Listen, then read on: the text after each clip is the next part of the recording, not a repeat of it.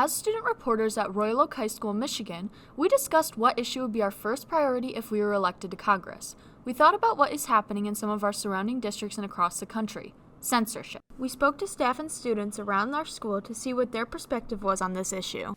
Censorship is absolutely the worst thing we could possibly do when we're trying to create a learning opportunity for our students. I feel like the reason a ton of books specifically are being censored are for really stupid reasons.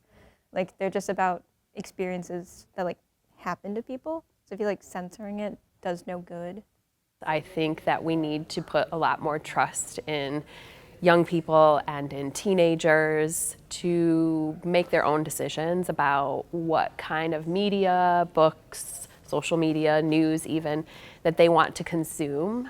I think that we as adults tend to sometimes think that we have to make those decisions for them.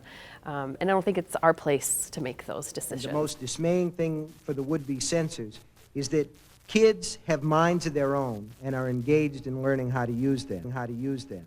If you tell them Stephen King is good for them, they will read me. If you tell them I'm bad for them, that I'll warp their little minds, they will stampede to read me.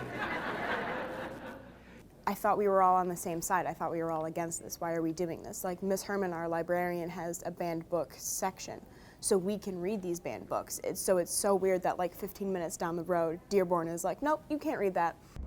Dearborn, a community in a neighboring county, has been a spectacle of the news recently with the debate of book banning happening in their school district.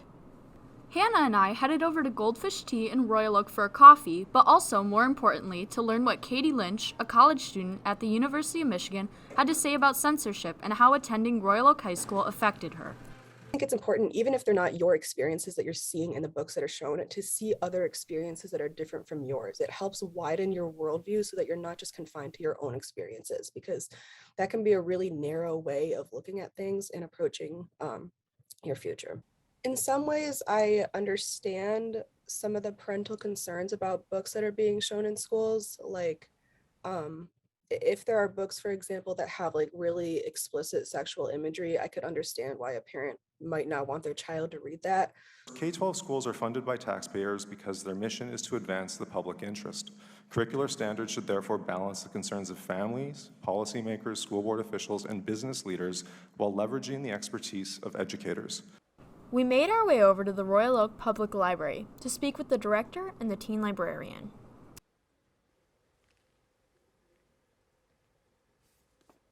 Public libraries are a place that are for everybody in the community. And we strive to provide a diversity of materials that reflect anybody who walked through our doors. Teens can't vote. Teens can't, stand up in the way that adults can. And so you have to remember that part of working for teens is working for them and advocating for them. A book like Gender Queer, I guarantee you that there are students in Royal Oak schools that are transgender and may have been struggling with that. That's what this book is about, and it helps lead people through that. It's important to stand up for the people of your community. I think the more we try to take those things out of libraries, the more we are telling, especially teens and young adults, that what they feel and what they believe and what they are is wrong and doesn't deserve a space in the public library.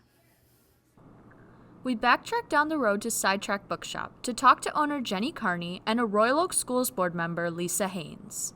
One of the reasons I wanted to open a bookstore, or my wife and I wanted to open a bookstore, is to be able to offer books so that every person, every shopper, every child can find themselves in a book. Parents don't know everything about their children as much as they think that they do. Taking away something that they might be able to identify with is doing a huge misgiving to them. The books that are on the banned books list are often beneficial to kids because they tell the truth. Lastly, we asked Ms. Haynes what she thinks Congress could do on this matter. Well, they need to stick to our amendments. Freedom of speech, right there. I think we need to stick to that. Our country was founded on freedom of speech, freedom of religion, and the list can go on because we're our founding fathers came from, they were restricted. I think we need to remember that. As long, that is, as the stuff is there, as long as we don't reach the point where folks are piling so-called subversive books in the street, dousing them with gasoline and setting them on fire. This is Family Violin, 1938. The Nazis burned and banned books, like they weren't allowed to read about certain things, and we're doing that now, and we don't want to repeat history. And if we ban these books, we are going to eventually repeat it because we're not learning about it and not learning how to grow from it.